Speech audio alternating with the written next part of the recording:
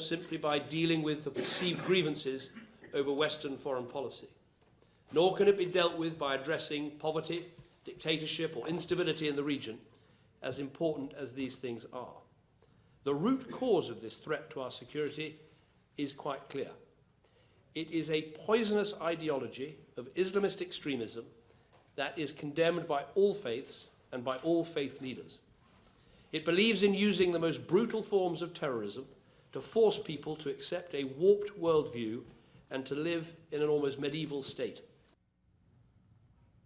All right, folks, joining us on the panel again, Christopher Hahn and C. Edmund Wright. And Christopher, why can't Obama say that? That was a direct rebuke at Obama, who calls it a regional problem, who says that the Iraqis have to have more representation in their parliament for Sunnis. And the Prime Minister of Great Britain is saying nonsense. It's an Islamic problem. It's a radical Islamic problem, and it must be eradicated. Why can't our president say that? Well, I don't think that it was a rebuke of anything that the president said. I think that it was Britain taking a leadership role in a foreign crisis. And quite frankly, based on what happened over the last 15 years in the Middle East, based on the failed policies of George W. Bush, it's time for another country to step up and take the lead. If we lead it, we might never get Britain to join us. Right.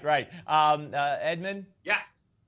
No, I mean, obviously Al-Qaeda reconstituted itself as ISIS. That was not under George Bush's watch. In fact, Iraq was under control after the surge. You're missing that was an absolute disaster. Wait, let him finish. Let him finish. With the Islamic State, I mean, that's what ISIS is, the Islamic State of Iraq and Syria. I mean, that's who these people are. And when we let our guard down after the surge, we undid everything that we had accomplished. And you know, that's why we have a lot of soldiers now who are wondering what their sacrifice was for. It's all been undone. All right, guys, we have to end it there. I appreciate it. No, we don't have to end it there. Okay. Christopher, you want to respond? I think you missed the point of what I said there. It's a political respond. I think you missed the point of what I said there. It's a political problem. It has nothing to do with when or being created. It has with the United States taking a leadership role in that region based on what it had done in the previous administration. That's my point, and it's a valid one. And I'm glad that Britain is taking a leadership role. And I hope that other countries in Europe and the Middle East take a leadership role here. And the United States does everything it can to support them, including with all of our military might.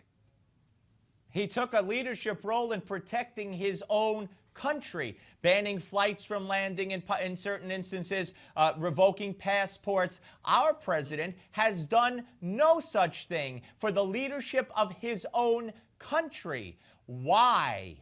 We don't have a socialist system of air travel here like they do there. So, I mean, there's a lot less control over in the United States. Christopher, you got to do better than that. The president has a pen, remember? He could do whatever the heck he wants, so he thinks. But he doesn't want to do anything on this. I'm just amazed. I'm really amazed. And you did say George W. Bush. This is the president who called ISIS JV in Lakers uniforms. Let's not forget that, Christopher. Well, it's time for us to rethink that statement for sure. Edmund?